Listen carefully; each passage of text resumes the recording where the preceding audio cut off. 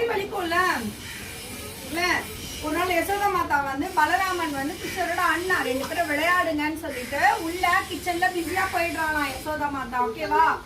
அதனால என்ன பண்றாளாம் கிருஷ்ணர் இப்படி இப்படி யாராவது வராங்களாம் பார்த்துட்டு மண்ணை எடுத்து அப்படின்னு சாப்பிட்டாங்களாம்.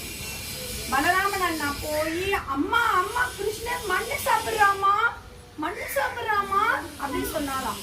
யசோதா மாதா வந்து கிருஷ்ணர் கிட்ட மண்ணு சாப்பிட்டியா கிருஷ்ணா? இல்லம்மா, இல்லவே இல்லம்மா.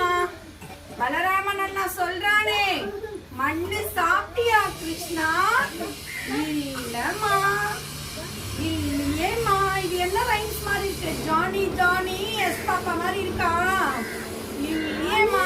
அப்போ ஜானி ஜானி என்ன சொல்வாரு? அவங்க அப்பா வாயை தர சொல்வார்ல. யசோதா மாதா அதே மாதிரி என்ன சொல்றா?